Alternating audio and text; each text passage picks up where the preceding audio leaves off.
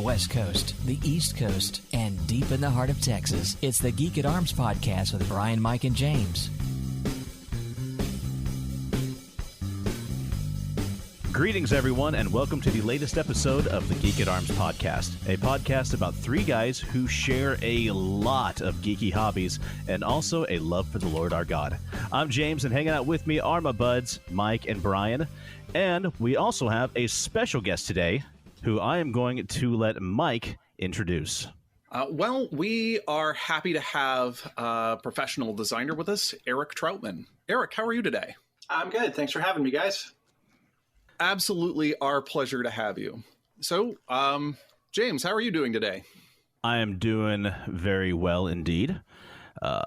Mike, you guys doing good? The status is quo. The status is not quo, and I just need to rule it. Well, before we jump any deeper into Geek Out or the show, we've already said that you're a professional game designer, Eric, but tell our listeners a little bit about yourself so that the light bulbs above their heads can go off and they go, oh, him. Okay, how might your listeners know me? On the tabletop side of things, I was a frequent freelancer, then editor, then line editor of the Star Wars role-playing game as published by West End Games in the 1990s. From there, I worked heavily in video games. I was a founding member of Microsoft's, what did they call us? Franchise development group is what we were. Our job was, we were the Ministry of Useless Toys is what we were. I want to work for that department. That sounds great. Yeah. Why don't you ask him if you really do want to work for that department? No, let's not answer that on the mics. So things like the Halo novels originated in my office, that kind of stuff. And then in 2006, I left Microsoft to go back to full-time freelance writing, predominantly in comics. I did a ton of stuff for DC in 2006 to about 2011, and then a lot for Dynamite Entertainment after that. And now I'm mostly doing graphic design for comics, create our own stuff from Image Comics, Lazarus Risen, The Old Guard, Black Magic, and I also do similar work for the Atomic Robo guys, which is one of my favorite projects. Oh my gosh, I love Atomic Robo. Those guys are great. I have a lot of fun on that book. I put together their hardcovers for they crowdfund their hardcovers. And there's always like bonus stuff, like these photoreal, like from the files of Dr. Dinosaur or from the Black Ops groups in the setting, and I make those. So that's how they might know me. I have so many of the Atomic Robo graphic novels, and I just look around and I keep wondering, why is this not bigger? Why aren't more people talking about this comic? I know Brian has a similar question. I'm not sure. Certainly, my wife owns a comic shop here in the Pacific Northwest in Lacey, Washington. Olympic Cards and Comics, if I could throw a plug in. You absolutely may. We have a very carefully curated, dedicated young readers section, and that is a mainstay. I sell so many of those books that way because it's perfect for that 12 to 13-year-old kid who's into science and nerdy stuff, but doesn't want to, because the science is all very good in the book, but it's not very educational comic. Like there's still jokes and explosions and stuff. So so that's me. Very cool. And so as is customary with Geek at Arms, whenever we have a guest on, we'll jump into Geek Out and we'll let you have first crack at it. So Eric, what have you been geeking out to recently? The Hero Forge platform that lets you custom design miniatures for tabletop gaming. I don't know if you've messed with it, but it's extremely addictive. I've been on the site and I've customized many a little person and then purchased none because I just don't have the ability to right now. Yeah, I was a backer of the Hero Forge 2.0, which had color, so I had early access to the color, and it satisfies the same urge that building a model kit or a Lego set does for me. When I spend so much of my time looking at the screen, doing professional stuff, taking 10 minutes in between projects as a palate cleanser and making a werewolf mobster or something is hugely therapeutic. At this point, I think I have over 650 minis in my saved designs. I haven't purchased any yet either. Oh, I take that back. I download the STL files because I have friends who can print them, but I'm the world's worst painter, so I haven't painted any of them yet. See, that's what we did with my daughter when she was looking for a mini for our role-playing game that we do as a family with a couple of friends, and she couldn't find a Star Wars Squib mini anywhere. It's like, for some reason, like, people don't want to play these? What's going on? And so Hero Forge was something we can scale something down and get the right weapons in the hand. She's like, oh, I can have a blaster in this hand and a baton in the other. I can make this any way I want. And that's what we did, is downloaded the STL and had a friend print it off, and still haven't painted it. So I guess that's what you're supposed to do. Yes. Status is, as was said earlier, quo. And I guess the other thing I've been geeking out a lot over lately, film and TV's Inbounds, right? Oh, yes. Yeah. Cobra Kai. I cannot get over how good that show is. I missed it when it first aired. When it moved over to Netflix, I started watching it, and that is a show that on paper should not function at all. It should not work. I don't know how they got it made. I want to see a show about how they got it made, because on paper it should be a disaster, and it is so brilliantly written and takes so many interesting turns while also just being the Karate Kid movie every week for half an hour. I don't understand how they did it. There's some real alchemy there that I find extremely compelling. So if you've not seen it, build yourself out some time to binge it, because you'll go, this can't work, and then you'll watch it and go, why does this work? I thought the same thing. I remember hearing about it, like, what the premise was going to be, that it's Daniel LaRusso and, Johnny from the first movie, and in present day, and they're aged, and they pick up their rivalry. I'm like, no, wait, they've got Ralph Macchio and the guy who played Johnny again. Oh, this is going to be a train wreck. This is just going to rub nostalgia all over. No way. And yet all I'm hearing is just critical and rave reviews about it. Well, it's not just Macchio and Zabka who came back. Like, there's an episode I think it's in the second season, where Johnny goes to visit a friend in the hospital, and it's all of his buddies that he used to pal around with in the first movie, and it's all the same actors. Huh. And it's like they're going to the hospital to visit this one friend who's dying of cancer, and he has permission to, like, go out. He's okay to go out for, like, one last night out kind of thing. And it's full of all of these ruminations on, like, the regret you carry with you, and, don't waste the time you have. It's, like, really moving. And then come to find out that the actor who plays the character who's got cancer, he died of cancer before the episode aired. Like, oh my gosh. Like, there's no, I don't know how to describe it. It's self-aware enough that it works, but it's not so self-aware that it gets in the way of genuine pathos and genuine emotion. Like, I bawled like a baby when I saw that episode. Wow. And then again, when I learned about the actor, it was like, this is amazing. So yeah, they're really paying attention to the source material, but adding consequence. It's all got some gravitas that like. So when the kids have their the rival dojos have their eventual rumble, right? Because it's Karate Kid, and there's going to be rival dojos. Like, somebody's going to be going to jail. Like, you've committed assault in a public forum. Yeah. It's been caught on everyone's camera phones. We have proof. Yeah. Oh, yeah. wow. So I really commend that to your attention. It is a show that is easy to overlook and is so excellent. So as I said, this was one that I thought was not going to be any good, and I had no interest in. But after listening to your review of it and some other people who we've had on the show, I'm going to admit that I'm probably wrong about it, and I'm going to go give it a try, and I'm going to go into it with open and clear eyes, give it an honest chance instead of going into it with the negative emotion. I walked into it with a negative emotion, and it won me over. I think you're probably safe, like, because he's still Johnny. And he's a jerk. He's a total jerk. But by the third or fourth episode, you're really kind of rooting for him to get it together. They do such a good job with that character. I will admit I was scared for a moment, because when I said that, they brought back Ralph Macchio and Johnny's like, oh no, they brought back more than them. Oh dear Lord, they raised Pat Morita from the dead. There's a lot of flashbacks to the film, so you do get to see him. And his teachings kind of lie over everything Daniel does. That's cool. And the same way that Kreese's teachings lie over everything Johnny does. There you go. So it's interesting that the two dojo masters are having their battle with their proxy warriors from beyond the grave, so to speak. So. Very cool. All right, I will jump in next if that was it for you, Eric. Yeah, I'm cool. For me, I think that Brian and I are going to have a little overlap here. Just a few weeks. That's why I wanted you to go first. Gotcha. Just a few weeks ago, as of the recording of this podcast, the latest book in the Dresden Files came out, Battleground. And I bought it the day it came out on midnight. I bought it at 12:03, and I was able to stretch it out over the course of 2 days, which honestly, I felt like I was doing really good at making it last that long. And I still feel like I'm recovering from it. It was a roller coaster of a novel, just threw me up and down. Typical Dresden style writing, except for really the first time, there's no detective work. There is a little bit of a mystery involved, but it's very much in the background. It's yet another book where nothing is going to be the same after the events of this one.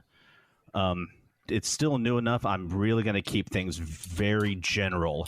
I'm not going to really point to anything specific because I don't want there to be spoilers.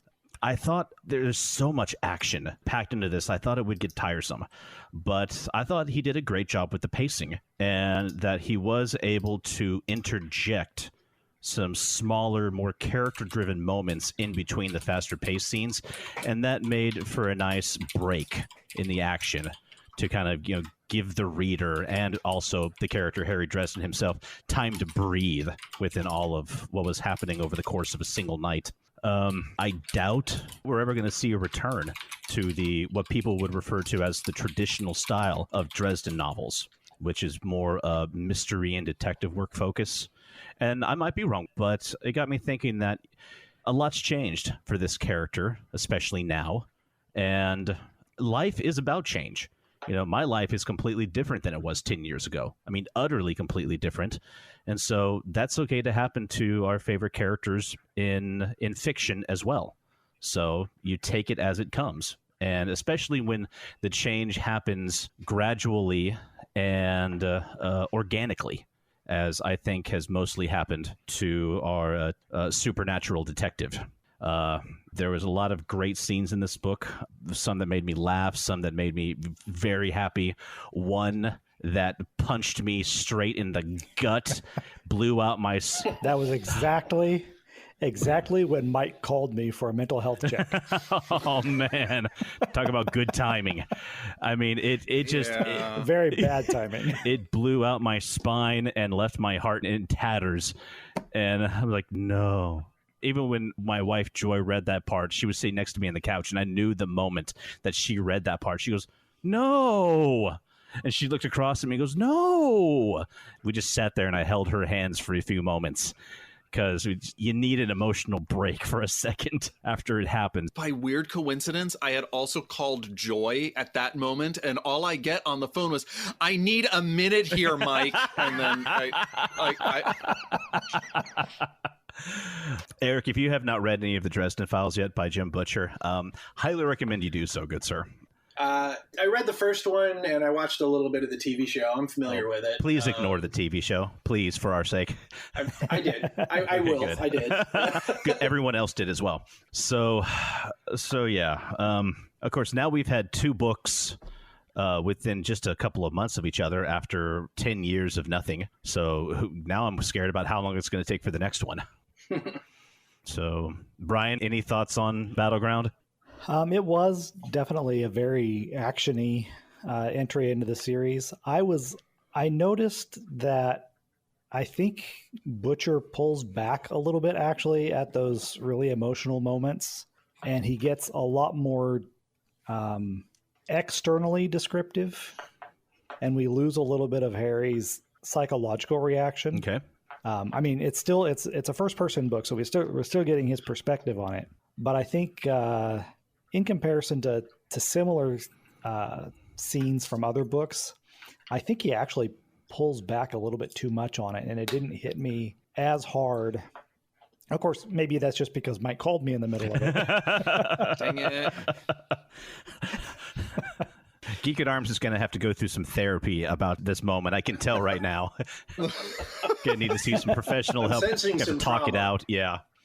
And at the very end, I thought that the payoff of that central mystery was a little shortchanged also. Yeah. But overall, it's a fantastic book, and it really is a really great ride. Mm-hmm. There were a couple of things that I thought weren't wrapped up, weren't resolved as well as I'd hoped.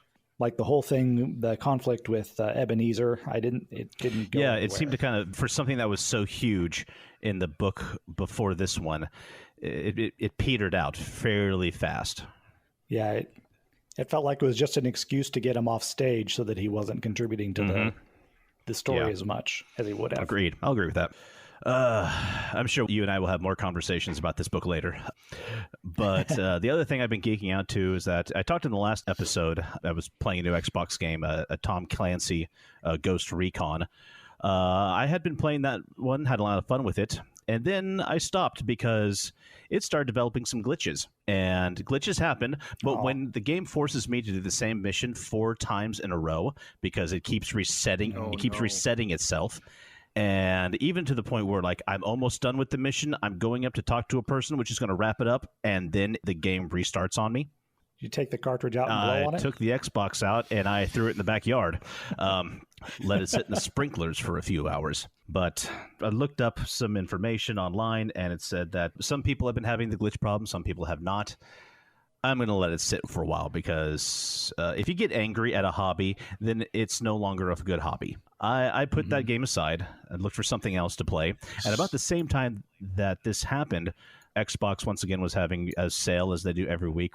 They had the Game of the Year edition of The Witcher 3, the core game with all of its DLCs, on sale for $15.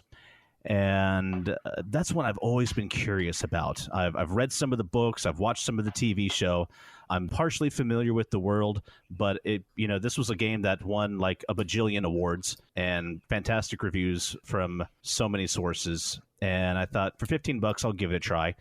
I've only been playing it for a couple of weeks, so I'll give a more in-depth review of it later. But from what I have played, it has been a lot of fun, a very enjoyable experience in a great fantasy world. It's had some highs. It's had a couple of lows.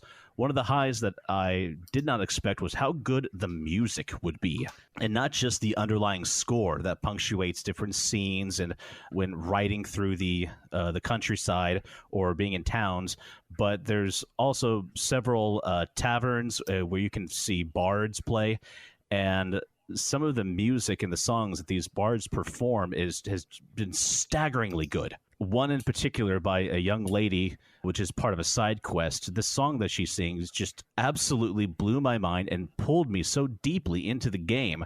I was completely invested in it and in the storyline. And it was just a beautiful moment of music and writing coming together to make a great moment in a game. And the young lady's voice was so beautiful. I found out, because I looked up information about the song and about the scene. I come to find out that the young lady in the game, whose name is Priscilla, she is voiced by Emma Hiddleston, who is Tom Hiddleston's sister. I'm like, cool. Loki's sister is a character in this game. And that will wrap it up for me. So, Mike, on to you. Yeah, something kind of interesting happened is that it's kind of a Venn diagram of anime interests. Last month, Paul gave us a title of an anime and said it was really, really good. And one of my friends gave me a description of an anime and said how really, really good it was, but didn't give me the title until he came in and said, okay, we're watching this. Here we go. You know the premise. I'm showing it to you. And it wasn't until I took another look at last month's episode that I was like, wait a minute. Paul and Drew were talking about the same thing. And if you haven't checked out RE0 on Paul's recommendation, he said, I'm not going to tell you the premise because it's going to spoil it. Well, you've had a month, people. I mean, come on. What else really are you doing with your time except watching anime? So, no. I'm going to go ahead and spoil it now. If you don't want to hear it, then, I don't know, cut out the next 5 minutes or so. The premise of this show is somebody is a modern day high school student, and he's just walking out of a convenience store one day and walks into an alternate dimension. Anthropomorphized animals and humans and half elves and carts and dragons and swords and all of that. And he's like, that's weird. Did I just kind of go into a video game or something? I know how these things work. I'll just go ahead and get a quest. And the guy is a complete idiot. And it's one of those things like that. Sometimes the show is so hard to watch because he is sometimes so stupid, cringy. Like, no, you're so focused on yourself. No, this is a bad. No, don't declare yourself a knight because you like a girl, because a real knight is gonna. No, that real knight's not gonna. Oh, yeah, he's gonna kill you. Okay. And yeah, you're dead. And that's the thing is he dies. A lot, several times. In the first episode, he dies, and probably twice in the second, because each time he dies, he goes back to a spawn point. And he's not in a video game. Like, it hurts, and it's traumatizing for him when he dies. But he does go back to a certain point, and the character is kind of cool because he learns, he develops, and he grows. And people are sometimes astonished that he has grown so much in just a couple of days. Well, what they don't realize is that he's lived those few days over and over and over again, and he's had to learn and he's had to grow. Otherwise, he and a lot of other people will die. And so it's fascinating watching this show because it has almost an old serial sort of feel that, okay, all you have to do is get through this segment, get through these 3 or 4 episodes, which are part of this narrative arc, and then his spawn point moves forward. And so you're getting this form of storytelling that is really about character growth and about living through not so much a Groundhog Day, because as he impacts the environment I was about to say, changes. I hope that they ever turn this into a Hollywood movie. Bill Murray plays the main character.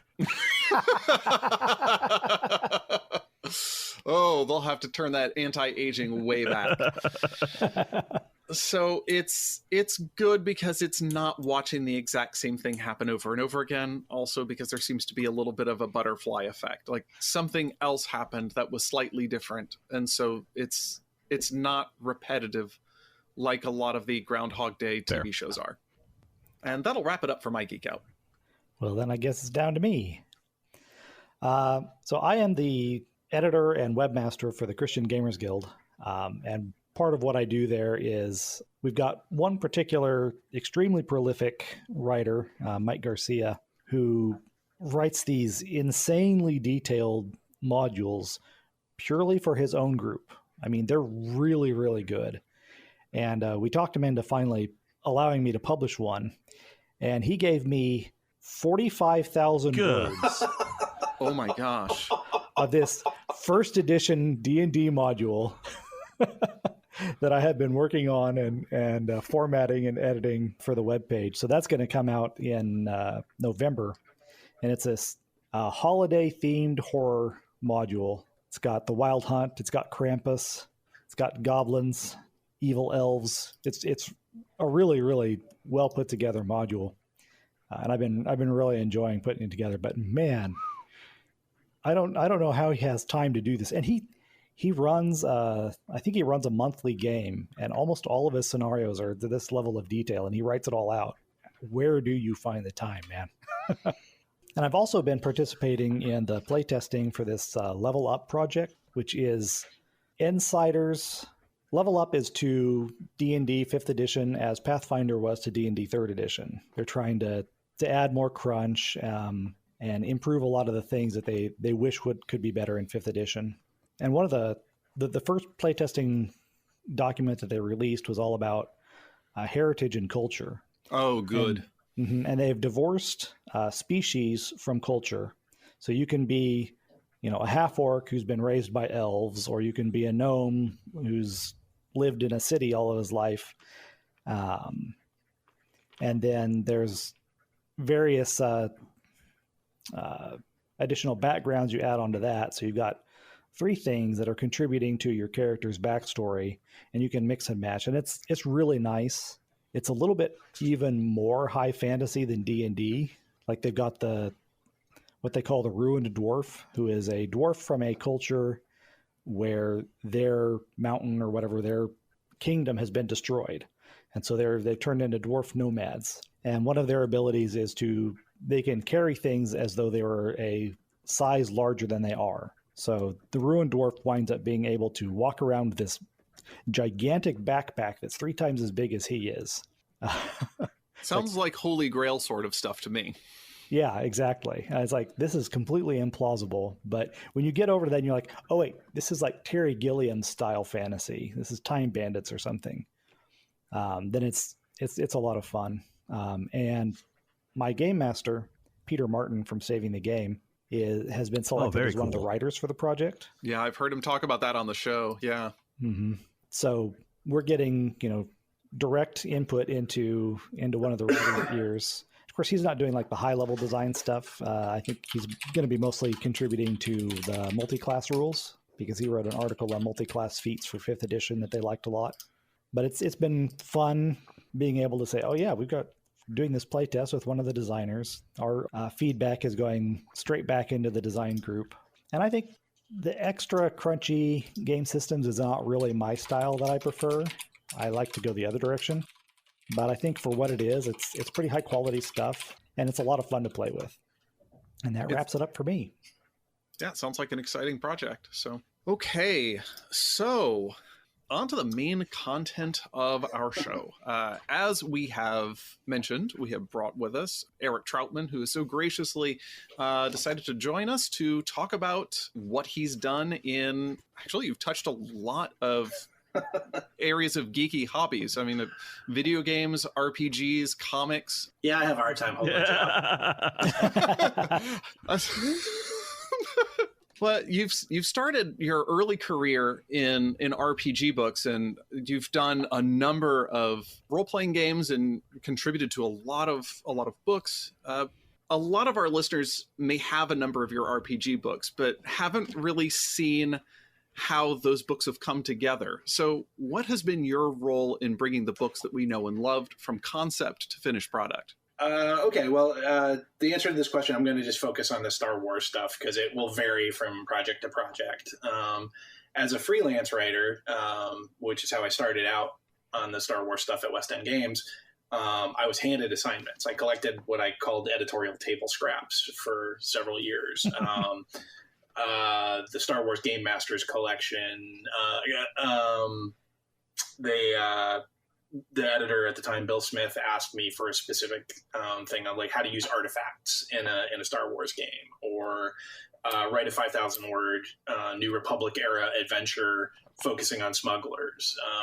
And that was actually my first piece for them, was for a book called The Politics of Contraband. So in that case, it was like you were given a certain amount of space and rough subject matter, and then I was to provide an outline that would then be approved by Lucasfilm, and then I'd get the go-ahead or the thumbs down to proceed to writing it. In the way Bill ran the line, there was a lot of heavy formatting that had to be done that I'm not sure other companies did, because of the very specific layout conventions that the art department at West End needed. It was easier for them to have everything come in sort of pre-formatted, like the same fonts at the same point size and stuff. It was very fiddly. When I first started out as an editor there, when I'd been hired on, I often was being handed projects that had been started. Like, here's an outline that Lucasfilm approved. Here's the writer. Go make the book. So working with the writer, crafting the manuscript, making sure it conformed to the outline, and then running it through the art department is what we call it. There's a weird artificial barrier between our art department and our editorial department, because the art director hated us. Man. Oh, no. And myself and another editor who had been hired at about the same time, George Straighton, we started hanging out with the art department at lunchtime. And it made the art director nervous, but there was an old game by Bungie. It was the first networkable first-person shooter you could play on a Macintosh, and the art department had the color Macintoshes. We had the old boxy Mac Classics in editorial. And so we'd start by playing video games, and then we'd design levels, and we'd get used to working together. And then I started just asking questions. Like, I knew nothing about page design or layout or anything. And just because the artists got used to me, and I think they liked annoying the art director, basically everything I do today as a graphic designer, my start was by talking to the guys in the art department and figuring out how type worked and how type was supposed to work with art and how art and type were supposed to work in this layout and why standardization was important and so on and so forth. And then when I became the line editor, I mean, my whole job was coming up with, here's the slate of books we need to do this year, and breaking down which editors would handle which books and what I wanted from the book. So it was a lot of writing outlines and specs and then looking at the final product and trying to shape it the way I wanted it to go. And of course, in the middle of that, the company went bankrupt and I didn't do any of it. So it was mostly, it was being told what to do, doing my level best to do it under insane conditions. We were talking about this offline before we started. Most of us in editorial were responsible for 2 to 3 books a month at a minimum of 96 pages. And that meant if the writer didn't turn in the manuscript on time, well, that type's got to come from somewhere. So you'd end up writing large sections of books that were coming in late. And books are coming in late because we paid trash and we paid late because the parent company of West End Games was not well run. West End Games itself was quite profitable, but those profits all got rolled into this other company and disappeared. There was a period where I was paying freelancers to just use their names, so it didn't look like myself and Tim O'Brien were the only 2 guys writing books for the line. Like, that was really near the end. So yeah, chicanery, lies, constant hustling, and if you missed a date, the company might fold. Our cash flow was really thin. So that's kind of what I did. Like, I could drill down into the real nitty gritty of it if you want, but I think it would probably bore anybody but the most hardcore fan. Bill Slavicsek gave some little bits of insight as to some of the pressures that were going on in his book. And he described a time that somebody was called into the office and says, well, here in your punch card, you punched in, and then 1 hour later you punched out. You can't do this. And it's like, no. They came in and they punched out 26 hours later. Your time clock just isn't showing the date. So from what I've read, it was pretty intense. Are you guys familiar with the role-playing game Paranoia, I assume?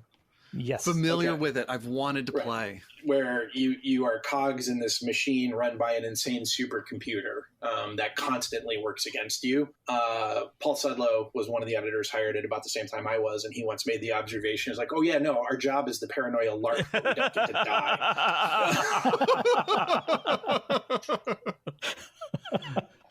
It was really high pressure. There's an old Jerry Seinfeld joke about riding in cabs, and I kind of liken it to my West End days. It's like you're watching it on TV. Like, I wouldn't do that. I would never let somebody treat me like that. Yeah, it was very, very difficult and demanding. And you know, it's a blood sport because the stakes are so low. Scott was passed away last year. Was, to his credit, it's the only place I've ever worked where the longer I was there and the more successes I racked up, the more autonomy and authority I had. My Microsoft days were the exact opposite of that. Like, here, I've made you millions of dollars. Great, here's 9 more layers of management and everyone telling you to justify doing your job. He was capricious. He would blow up the schedule on a whim, and I don't know what other editors' relationship with him was like, but I found myself in a position where I could just walk into his office and go, this is crazy. Stop doing crazy. Stop spraying crazy all over our schedule. And he would usually listen to me. Oh, wow. That was typically saved for when I was almost suicidally upset about what was going on. But it's hard to fathom it now as a guy pushing 50 that was my life in my 20s.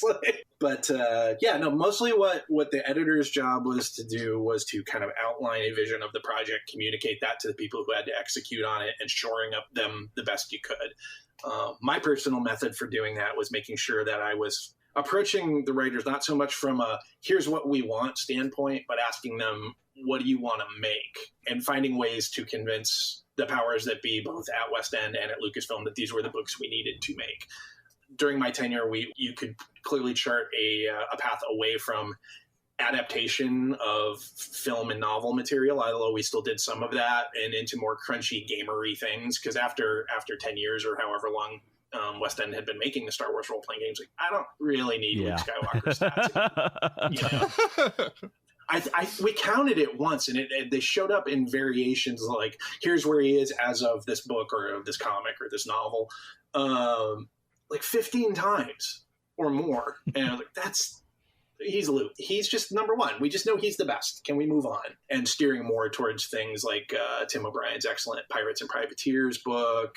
Yes. Trying to learn the lesson that Galaxy Guide 6 taught the first edition guys, where you can widen the scope beyond the Rebels versus Imperials, give them something fun to do. So we did Special Forces and the pirate stuff, and we had some plans to do other cool things. Paul Sudlow's Tapani Sector stuff, Lords of the Expanse, where you can play core world nobles, like, still very Star Wars, but not just Rebels versus Imperials over and there over is so again. much that is alluded to in this, especially in the first 3 Star Wars movies. So much lore that you get glimpses of, but don't get deep dives into because of the story. But there's just so many possibilities there. I mean, when we knew we were going to be able to get you on the show, I don't have a lot of old West End Star Wars material, but I did do a look at what I do have, and lo and behold, I found that I actually do have copies of Galaxy Guide, Tramp Freighters, and Fragments from the Rim. And I was like, oh my gosh, they're his. And they're just such great resources that really extend the scope of the Star Wars universe beyond, like what you said. It's more than just the Empire. It's more than just the Rebel Alliance. To coin a phrase, there's a galaxy out there, and it's far, far away, and it's really, really big. I was really proud of Galaxy Guide 9. I think if I had to pick the project I was most proud of from the early days of my work there, Fragments was definitely it. It had as it does everything West End Games related, has a kind of fragmented history. A writer in Britain named Simon Smith had written an excellent proposal for it, and Bill Smith, who was the line editor at the time, bought it. I was still freelancing. I was still in editorial table scraps mode, and he had written this outline and then turned in a manuscript kind of late that didn't conform to the outline. Oh no! And it was riddled with like Doctor Who Yikes. and BattleTech and Douglas Adams references that he had been explicitly told not to do. And when Bill got a hold of him and said, like, why did you do this? I asked you not to do it. And Simon's response was words to the effect of, well, it's the editor's job to pull it out. So he called me and said, How to not get a job again. Yeah, pretty much. Can you rewrite all of this and scrub out all of the pop culture references he shouldn't have used? And can I have it by Tuesday? And this was like a Thursday. Oh my gosh. So I basically wrote it over a weekend, rewrote it, kept the stuff that worked, and threw out. There's a whole section on the various kinds of blaster power cell. It was pages and pages of essentially Star Wars D-cells. And like that. So this character on page 42 called the Physician. That's totally not the Doctor then. No.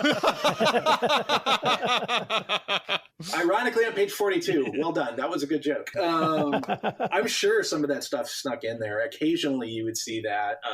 There's an architect and writer, I think he's in Kansas City now, Sterling Hershey, who used to write for us a bunch. And we did a book of just character templates, the basic character archetypes you could customize as your character to play in the game.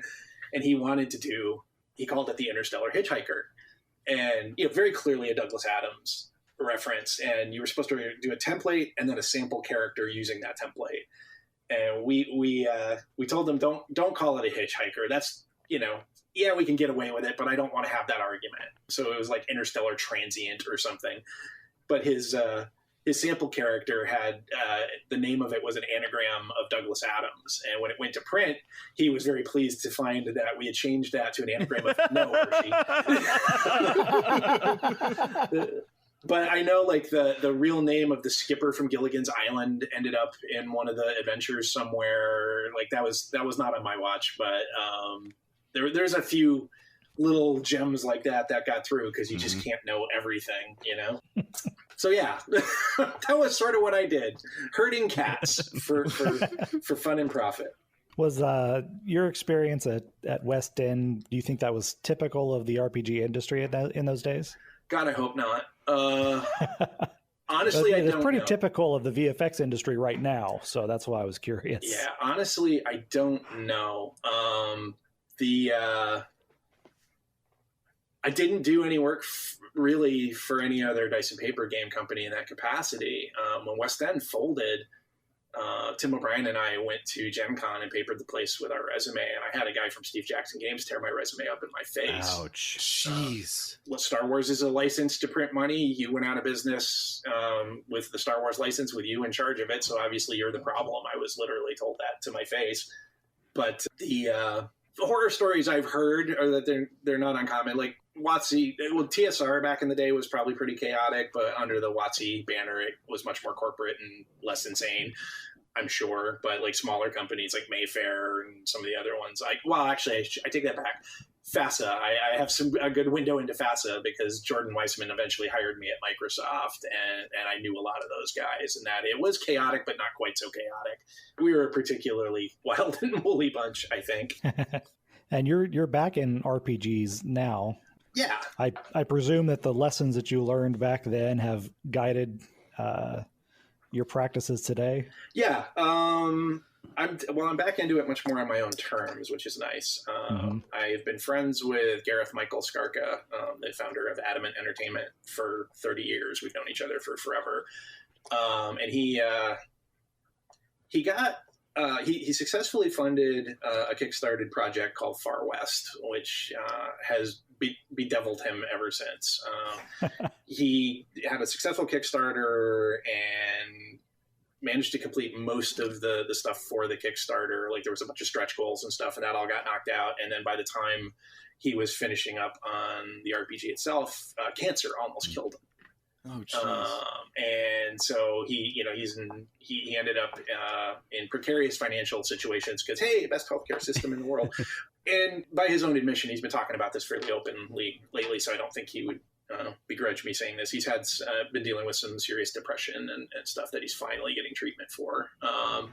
But that makes it really hard to create, and the added pressure of wanting to deliver the thing he said he would deliver has paralyzed him to a certain extent. And I watched him get into kind of an online, and Gareth, I put this in a book we'll be talking about later. Gareth could find a fight in an empty room. Like, there's no getting around that. I love him, but that's a thing. He and I share that nasty streak occasionally. But and the internet is very willing to accommodate you in that. Yeah. Oh, yeah. Exactly. And I watched him get into kind of an online scuffle with another friend of mine, and I was like, if he's seeing her as an enemy, he's been living in the walls of this for too long. And so I reached out to him and was like, well, can I help with Far West, because I can do your layout or whatever. It's just clean set of eyes. And it ended up turning into, I'll do everything else, I'll make the other stuff, you focus on Far West. And to his credit, he's been continuing to tune and work on Far West. And I started doing the preliminary layout for it about a week or two. It's 3 weeks ago. He's 3 chapters away from done. I've seen the manuscript. It's really fun, but the tuning process, like when he first started doing it, it was going to be a D20 based system, to kind of coincide with things that were going on then. But it's been so long. He's modified the D6 system, which I know quite well. So it's essentially on its 3rd operating system, but he's been working on it. So that meant I could take projects that he had in the pipeline, notably for the Thrilling Tales pulp line, and finish them off and give them kind of a visual upgrade. And because while he was working on this other stuff, I had the luxury of time to play with them. And then I started kind of usurping the line, I guess. I started commissioning projects and stuff. And my big thing is I've tried to treat the creators like I'm paying for a lot of this stuff out of my own pocket. So I don't have a bottomless budget, but I pay in advance because I'm working with people who I know will deliver.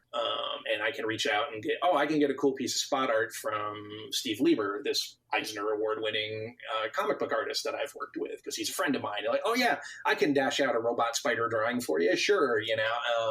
So working with friends, working with people that I respect, doing projects that I don't know if they're commercial, but they're fun.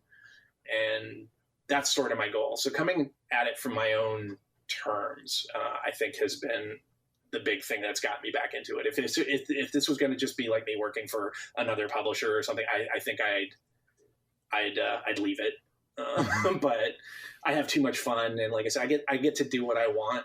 And just occasionally I'll get the feedback from Gareth that's usually just giggling laughter, like, I can't believe you did that. That kind of stuff is always, that kind of makes my day. So now to circle back to Star Wars for just a moment, and I'm sure we're going to circle that wagon a lot. You talked for a moment about how you were particularly happy with how Galaxy Guide 9 Fragrance of the Rim came out.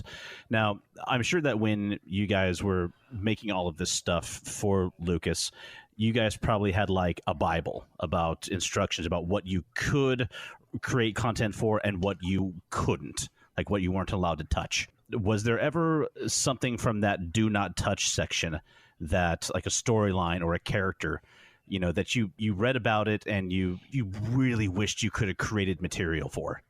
Honestly, no. We didn't have a Bible per se. We did have a style guide that Bill Smith had generated that kind of told us what to stay or clear of, and that was based on his dealing with Lucasfilm for so long.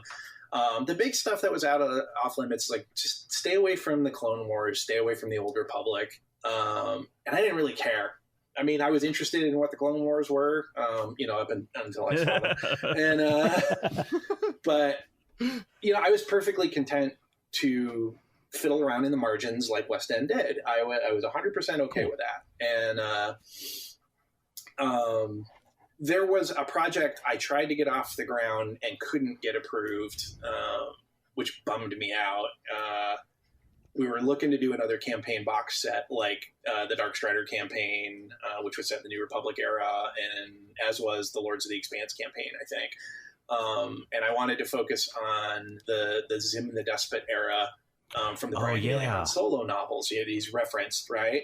Like we're going to bypass the Republic completely because it's off in this other section of space, and just make that a campaign setting with older tech. And, hyperspace travel was much more difficult and much more Age of Sail. And actually Pablo Hidalgo, come to think of it, who is now an executive at Disney and was a story consultant on the recent films. He and I put that pitch together, now that I think of it. And way. Back when he was a freelancer. Yeah, his first Star Wars stuff was for us. And you mentioned, I forget if this was during, oh yeah, we were talking about Hero Forge. He is the biggest champion of the squibs that ever was, by the way. If there's a squib character somewhere, Pablo's probably responsible for it. He and I put that together, and we really liked it because we made a push to do multimedia with it. Like, this is the thing Dark Horse could have done some fun stuff with, or the Decipher card game guys. And little did we know, a year later, Shadows of the Empire was going to be hoving into view, which was basically a multimedia experiment, which I think is probably what killed our proposal. But that's the thing I regret most not working on. Gotcha. Now, kind of along in the same vein, RPG-wise, you've done Star Wars, you've done sci-fi, you've done crime noir with that awesome Thrilling Tales that you've been doing recently. Is there a genre or a property that you would like to work on next or to create content for? Property is tough. I've spent so much of my professional life creating for properties I don't own. And that is less attractive to me now. I would like to make... mostly it's in comics, not so much in games. An illustrator named Pete Woods and I have a pitch we put together that we're really proud of, and has been thoroughly rejected by every publisher we brought it to, which is normal, but it's, depressing. And but it's in broad terms, it would be an all ages appropriate action adventure piece. Where a Victorian family enters the ectoplasmic realm and fights Lovecraftian horrors from beyond space and time. I'm in. Heck yeah. I really want to do something. Read that. Yeah. I have another property I'd been working on for years and years and years, and got really close to pitching it. And it was sort of a love letter to the Burroughs Barsoom stuff, and through the filter of Jack Kirby. And then the John Carter movie came out. That's dead. So, that's dead. So there's been a fair amount of that kind of stuff. Like in my own personal projects, I have the working outline of a supernatural mystery novel set in the 30s that I want to do as an adjunct to the Thrilling Tales line when we get that up and running again. But yeah, like in properties, like I'd love to do Bond. I'd love to do Star Trek. I wouldn't mind another bite at Indiana Jones. I only got to do One Piece for that back in my West End Games days, but not so badly that I'd want to deal with the hassle of playing with somebody else's toys unless the money was phenomenal. And unfortunately, work for hire rarely is phenomenal money. And, really altogether, the money for RPGs is not phenomenal. It's generally some pretty tight margins when you get into that. So once you add the licensed property on top of that, it from what I hear, it becomes very difficult. Yeah, no, for sure. And then you add to that on the production side of things, on the content creation side of things. I know what I was paid in the 90s is still what's being offered as a rate today, largely. And what I was paid in the 90s was what pulp writers were paid per word in the 30s and 40s. Like, we're talking pennies a word. That's you don't. I'm going to get rich in gaming is not a thing that is commonly said. But so you're doing it because you love it. I guess that's about all I have to say. Well, and it's clear that people have loved the work that you've produced. I mean, and I know, again, the D6 line, and it has an impressive legacy. And if you hop around from forum to forum for Star Wars RPGs, like I do, you always see that there is somebody recommending that, it doesn't matter, ignore the stat blocks because, we're doing FFG or we're doing WotC, but pick up the D6 books, even if, and as they say, just for the fluff. What is it that you think has really given that early work such a long-lasting impact well beyond its line? I'm probably too close to judge. Okay. But I will say, like I said earlier, that there was a unit of us who were all kind of hired at roughly the same time. Myself, George Straighton, Paul Sudlow, and Peter Schweighofer. And we were the young Turks that were kind of shaking up the way things were being handled internally. Like that divide between let's make fun game stuff and let's give you Luke stats again was a dividing line. I think some of that energy really came through. Like we were desperate to prove ourselves. We took everything very seriously in terms of the craft, the commitment to doing work that we thought people would like because we liked it. I like to think that some of that is why, and a lot of it too. And there's no getting around this. Like the foundation had been laid beautifully by the guys who came before us. There's no getting around how excellent the first edition game was, and how full of that kind of stuff it was. So taking that inspiration and pushing it ahead another 10 yards, another 10 yards, another 10 yards was. And I think it shows. It did not feel like mill product. It did not feel like, oh, they're just slapping out another thing, even when we did the compilation books of like gear or ships or aliens or whatever, we tried to add fun stuff in the margins. That it wasn't just here's the same thing you've already bought. Like it was put together for ease of reference, so you don't have to carry 40 books with you to the game table. If you already have this information in other books, you don't need it. Like we always try to approach everything as you don't need it, but we're going to try and make it so cool you want it. And I suspect that may be why it's hung on. I think some of that is the same sorts of things that make the Iron Crown Enterprises Middle-earth role-playing books so enduring, is that you've organized the lore, you've put it in a place where it's easily accessible. You don't have to read, 4 novels and cross-references on stuff with the Stackpole stuff with the whoever else, and those are the only Star Wars novelists that I know off the top of my head. You can get it all there in an easily digestible format, and it's not tied specifically to the game so much. I mean, obviously you've got the stats in there, but the fluff is what Star Wars is. The mechanics are not.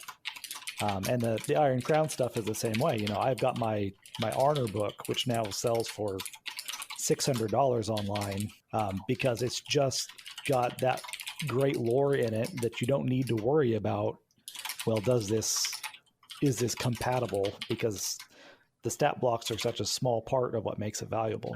Yeah, I don't know. I think I'm too close to judge. I really don't. I don't have a good response to that. I'm sorry. It weirds me out a little too, and I think that's a thing that I butt up against when I do talk about this stuff, is that I see it in weird places. Like the there's a moment at the end of the movie Solo, which I assume we've all seen and we're past spoiler embargoes, where Beckett orders a drink. I named that drink in Galaxy Guide 9. And I'm in the theater freaking out. Or when the Death Troopers, who are basically the Storm Commandos, also from Galaxy Guide 9, show up in Rogue One or in the Rebels cartoon. Or a few years ago for my wife's birthday, we were in San Francisco, and Pablo Hidalgo graciously offered to take us on a friends and family tour of Lucasfilm at the Presidio. And it was wonderful. But we bumped into somebody in the hallway, and it's like, Pablo's like, oh, this is my friend Eric Troutman. And he goes, Galaxy Guide 9? And I'm like, I'm standing in Lucasfilm. There's an old sitcom, WKRP in Cincinnati, do you remember the episode where Johnny Fever got mic fright? Because he suddenly realized people actually had been listening to the things that he said. I run into that with the Star Wars stuff, more so than with the comic stuff or video game stuff, because I still get I worked on Halo, so people talk about Halo. But that was such a miserable experience, it's easy for me to just move on. But, so much of my early career, so many of the lessons that I learned that let me make my living now were from that period, that being freighted with this, people walking up and, dude, you were my childhood. That's a horrible thing to say. That's really hard to live with. But I just try not to think about it. So, what next? Okay. Something that caught my eye recently was a little thing called Every Star a Destination. And this really looks like it's been a slow cooker of inspiration that's been stewing for some while. Can we talk a little bit about Every Star a Destination? I'd be happy to. So the project, going back to Rogue One for a moment, the project's genesis began when the illustrator Darren Calvert, who I've known for years, and I would have hired to do stuff at West End, but West End folded by the time he was available. He had drawn a bunch of portraits of the characters, the main characters from Rogue One, and he had done them in a very specific art style. He had aped the very distinct look of an illustrator named Mike Velarde, who, if you were looking at Fragments from the Rim, he's the guy who did the illustrations in that. He was a favorite artist of both the art department at West End and our readers. Mike's just great. But he's also extremely hard to get a hold of. I've been trying to get a hold of him for a project for close to 10 years now, and he just apparently doesn't return emails. And so Darren had drawn these. He said, it'd be fun if we give him D6 stat blocks. And I said, well, if we're going to do that, let's make it look like a Galaxy Guide. So I did some archaeology on what fonts we used and our old layout styles and all of that. And it turns out I had most of it still committed to memory 20 odd years later. So I put it together and we released them as PDFs online. I mean, it's not like a complete 96-page Galaxy Guide or anything. It's just the heroes' stats. But I did a mint condition and a weathered version, with cover wear and page wear and stuff, and released it, and people lost their minds. I've lost track of how many we've downloaded. They're just for free. And I was very pleased when Pablo Hidalgo made a point of mentioning it online that he liked it, so I knew Disney was going to One thing that we said over and over again on this podcast is when you do something with somebody else's property that's a labor of love, it is just every fan's deepest desire to just not get sued. Yeah, exactly. So in the case of Every Star, like a year later after we'd done the Rogue One thing, I joined forces with Gareth and Adamant and had been doing the Thrilling Tales stuff. And I just thought, the D6 system, I'm a terrible game designer in that I suck at learning new rules. I'm terrible at it. But I had internalized D6 so much from being immersed in it 24 hours a day for my formative years that I'm still really conversant in it. And it's Eric Gibson, who had purchased one of the iterations of West End, had released the D6 system as open source, as open content. And I was like, wouldn't it be fun if we did a bunch of adventures in that style and get Darren to illustrate them? And then that turned into Gareth going, well, any of the old West End game guys who would still do it? And, that never occurred to me. So I reached out. I had a budget for a certain amount of content and reached out a pretty wide net, figuring maybe half of them would bite. 75% of them bit. Oh, wow. So suddenly I had a lot more content that I'm paying in advance for. And poor Darren, whose schedule is quite busy, he's a sought-after commercial illustrator. And like every couple of weeks, I'm like, hey, can you do one more spot illo? Hey, can you do one more spot illo? And so yeah, we put it together, and I wanted to capture that same feel. Obviously, it's not Star Wars. He said very, very clearly for the legal department, but had that same sense of fun, that same sense of anything goes. And I was very pleased with how diverse the adventures were. I didn't tell anybody what to write. I just said, hey, if you got a fun adventure either sitting in a drawer that you never got to sell, if you want to submit that, or if you got something new. And everybody came up with something new, and I didn't have to do a lot of the, like I said, like the molding and shepherding that I used to have to do. The biggest problem was that because I was doing all of that, and the budget was ballooning, I had to take on more work for hire work to pay for it. So my adventure, like we started this book 2 years ago, and it was done except for my adventure like a year and a half ago. It took me the better part of like 10 months to get it done. It just took forever. Because I was being pulled in so many different directions with my normal day job stuff and this, but I was very pleased with how it came out. And I'm very pleased that, again, we were very careful to make sure we weren't doing anything that would be considered a challenge to the copyright and the trademark. Like right down to like, we don't use light speed or hyperdrive, it's always, like you will not see the word droid or even android in that book. Like, just to be very clear, there's a certain tendency in writers that I know, at least, to want to kind of skirt the edge, wink, nudge. And it was part of the design ethos of the book that at no point can this happen. Somebody in a suit walks into Pablo's office and says, what the heck are your friends doing? That cannot happen. And Disney has level 13 undead lawyers, and we don't want that. Yeah.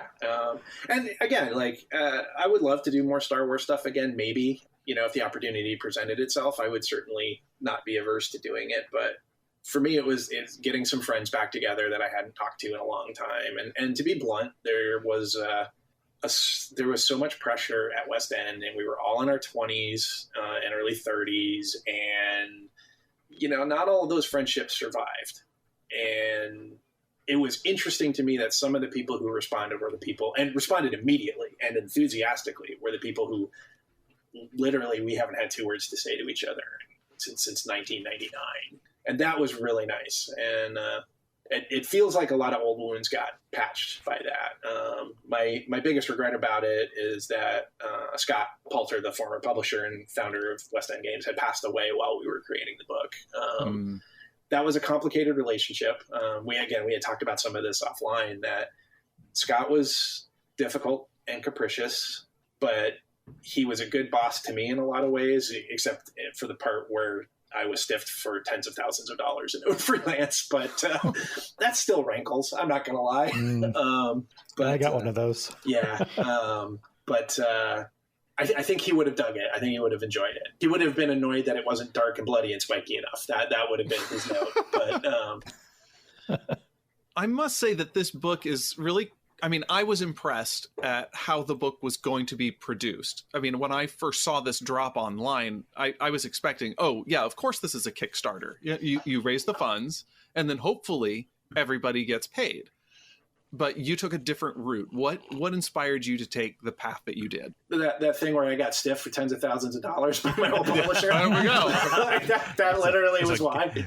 A good life lesson. Yeah. No, everybody's taking a flyer on it. Nobody's going to get rich on it. One of the other things, too, is that with the exception of stuff that Gareth and I specifically created and put in the book, I wanted to treat it like a creator-owned project, like a comic one. So if, for example, Bill Smith wants to take his planet, Tezekil, from the book and use it in a piece of his fiction or whatever, go for it, the Ripbeak and the other pirate group from Mike Kogi's adventure, if he decides to go and do something with that, go, you own it, go earn what you want with it. Like our one ask is that we get to keep this quote in print. It's it's digital, so it's always in print, quotey fingers. But, it felt like everybody got to have fun, has a bit of an ownership stake in it all. Everybody got paid up front, granted not tons, but, comparable to what West End would have paid him, except late and maybe not at all. And so, yeah, that was just it. It's like I wanted to treat people like I always wish publishers had treated me. My DC Comics experience was almost universally miserable. And there's so much casual disrespect towards creators from the publishers, unless they're superstar creators, that it can be really discouraging. And I didn't want anyone discouraged. I wanted everyone having fun. And occasionally somebody would bump into, I don't know how I'm feeling about this. And we'd talk about it. And it was all fun and upbeat and very, very old school collaborative. And I really enjoyed that part of it. Awesome. So where could our listeners pick up this wonderful bit of goodness? Print copies of it can be found in my wife's comic shop at 4230 Pacific Ave, Lacey, Washington, he said in his huckster voice. It's predominantly available as PDF or print on demand on DriveThru RPG. That is where I picked up my copy. It's also available on Amazon because of the way the system works. There's some bonus files that we created for the drive-through edition of it. There's a standalone collection of all the stats for quick reference. So you don't have to flip back and forth in the book if you're in play, and one that has all of the handouts and stuff just ready to go and be printed. If you order it on Amazon, just shoot us an email at the Adamant Entertainment mail address, and we could just email you those files. But that's it.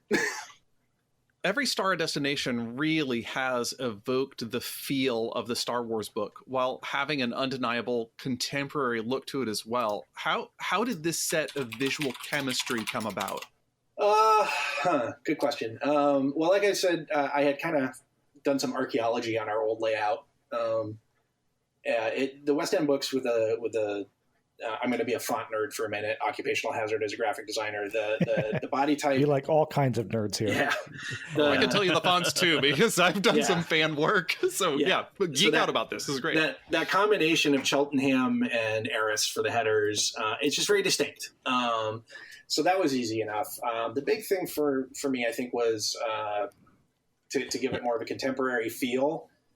Would be in the diagrams and handouts and stuff, which only came about, frankly, because I know more about how to make them than I did back then, and our computers are more powerful and can do more whiffy stuff faster than our old computers used to be able to. So I'll admit, when I got it in the mail and I first started leafing through it, I saw that font and I saw the format of the the pictures and the tables and the descriptions behind it. There was some heavy nostalgia. Like I was being whisked back to playing, and Brian actually ran a Star Wars D6 game a long time ago.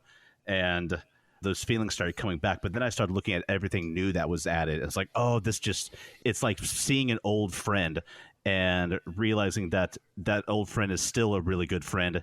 And he looks just as good as he ever did. And he lost some weight. He gained some muscle. He's got a new haircut. He's really taking care of himself. He's doing good in life. Well, I appreciate that. That was the idea. I don't know if I can really articulate a process by which I did it. It was just sort of, this looks right. This feels right. If it didn't feel right, I threw it away and started over. So that was how that visual chemistry, if you will, sort of happened.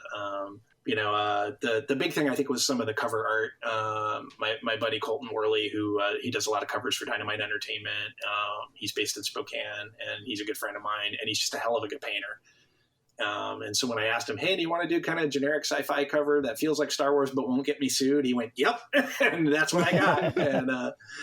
and I just the vibrant colors and stuff. Honestly, I think because a lot of our covers back in the day were either, with very few exceptions, were either stuff that got photoshopped together by our art department, stock photos that were given to us by Lucasfilm, or like some of the Darkstrider covers, if I recall correctly. I think Cathal Rift was the one where it was like Serbian off-brand, like they'd done knockoffs of the Han Solo novels or something and hired some local artist to paint it, and then Lucasfilm got control of that artwork so we could buy it as second rights on the cheap. Like there was a lot of that kind of stuff. So it was very rare we got original art covers. So that was what I was pushing for with Colton, was just like bright, beautiful, and I think that really sets the tone. Just that kind of classic. Yeah, it could be Star Wars, it could be Traveler, it could be Star Frontiers, but it's got that era knocked down. So that was sort of our cover process. Vague descriptions from me and excellent execution from Colton. Fantastic. All right. So, really kind of a pointed question for you, Eric, because the week that it was released, I was reading Star Wars Instant Adventures, wishing that there were more books like it. So here it is. Direct question, for the record, hard-hitting investigative Geek at Arms journalism. Can you read my mind? I can neither confirm nor deny. I will say, you smell different when you're awake.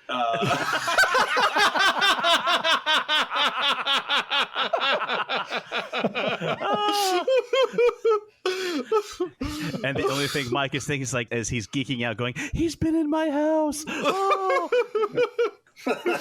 That's not the normal response, but thank you. You're very kind. Yeah, I don't know. I just always liked that format, and that format was the brainchild back in the day of George Straighton, who I learned a lot of lessons from when we were working together. He was just so gifted. He was so gifted, and he was so into game design in a way I wasn't. I liked that the system worked and I could use it. He was one who was always looking to tweak it and improve it and optimize it and running the numbers and doing the math, which, math is, but no, thank you. And he worked really hard on that format. So you could here's a good, you can read these 4 bullet points and you know what the adventure is. Nope, that's not for my guy. Yep, that's for my group. In the case of this, it was just a no-brainer. Let's just use this format that we know works. It's easy on the GM, and then just try and load it with as much cool visual stuff and cool cinematic moments as we can. That format's bulletproof, and I don't know why more adventures aren't done in that format. I don't understand it. It may just be a facet of it being so old. I gotta say though, as you said, it's so easy for the GM because I'm running a Star Wars group right now on Roll20, and it's one of those things that I'm like, okay, I've got a session coming up, I've got to figure out what I'm doing. I'm drawing a blank. What can I adapt? And having those bullet points is just the thing. Like, oh, that's not the flavor for this mission. Oh, that's not the flavor for this is the flavor. Okay, let's delve into this and let's run it. So mission accomplished there. And yeah, the question, why don't more people do this? So other people, you're listening, do this. Yeah, it's not wedded to the D6 system. Any game could do this format. It's there's no need for. I don't understand why it's just not common industry practice. But by the same token, I've been out of the industry mainstream for so long. I couldn't tell you who reviews games, who's publishing what. I used to know all that stuff cold, and I'm just over here doing my own thing now. But yeah, it just seems to me it's when it's great for when you've got a group of different writers.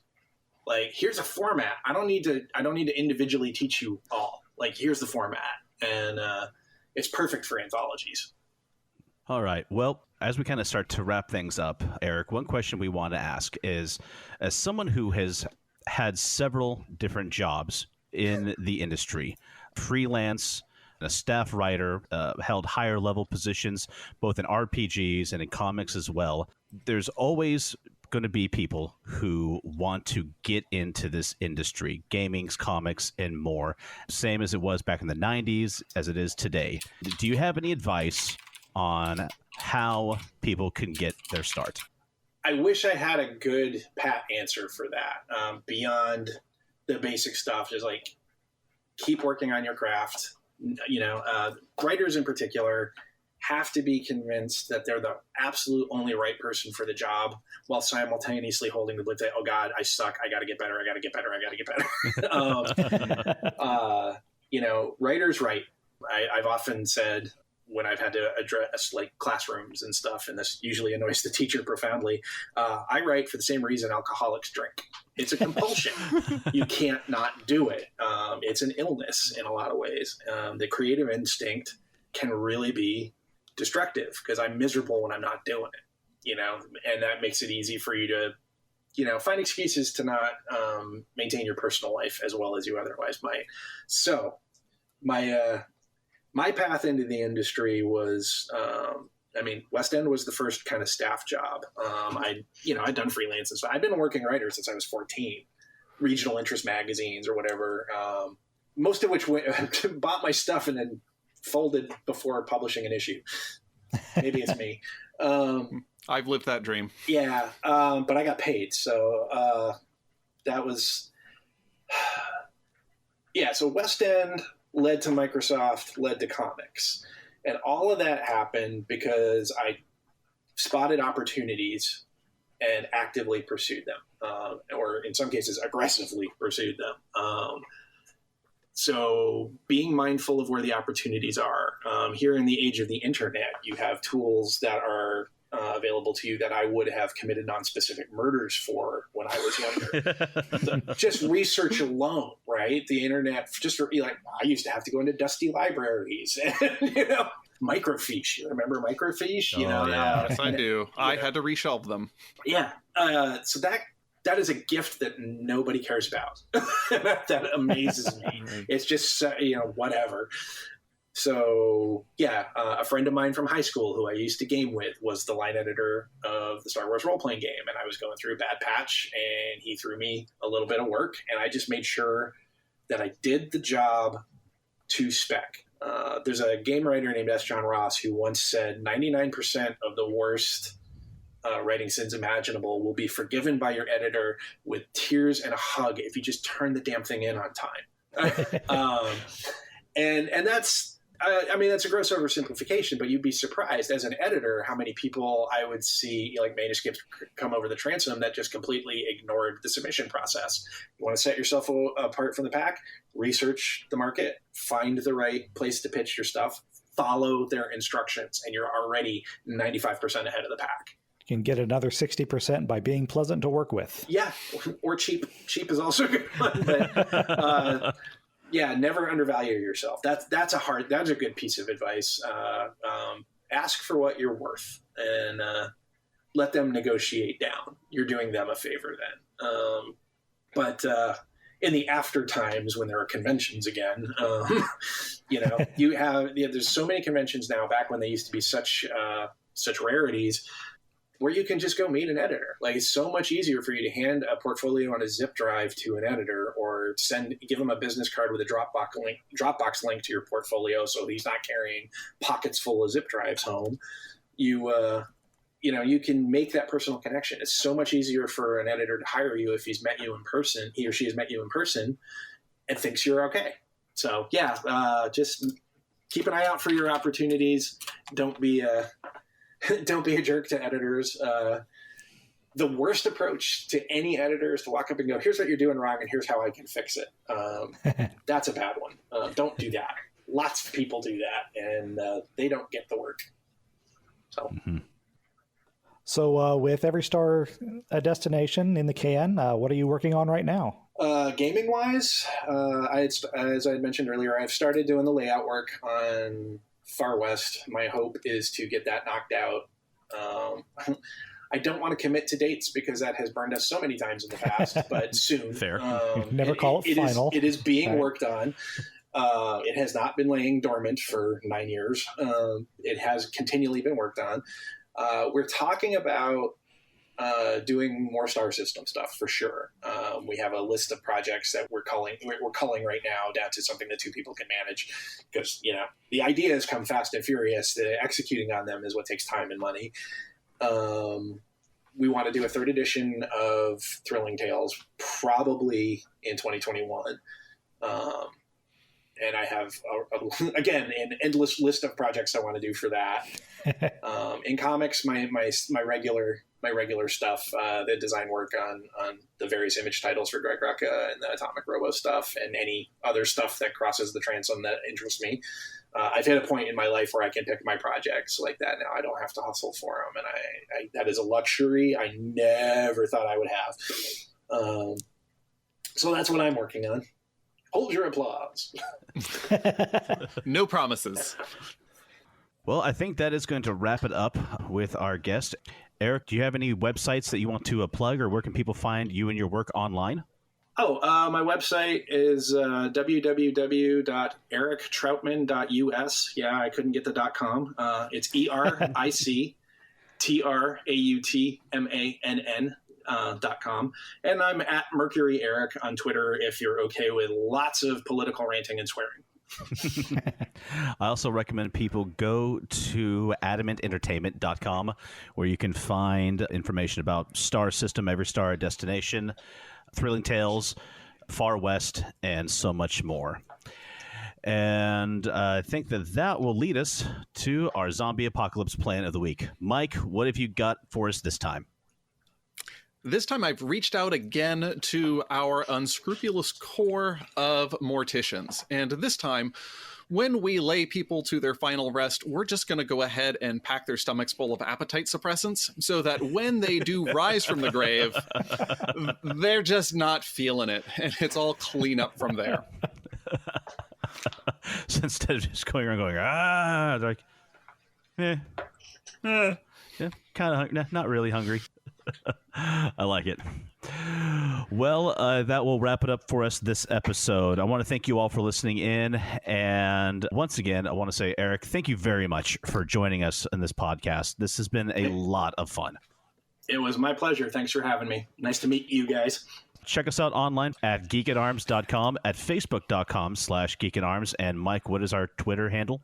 We are at ArmsGeek on Twitter. And finally, from all of us, be safe, be blessed, and be geeky. Thanks for listening to Geek at Arms. Music for this podcast was provided by Incompetech.com. For more, check us out at Facebook.com/Geek at Arms. Give us a like and maybe even subscribe to us on iTunes. That would be awesome.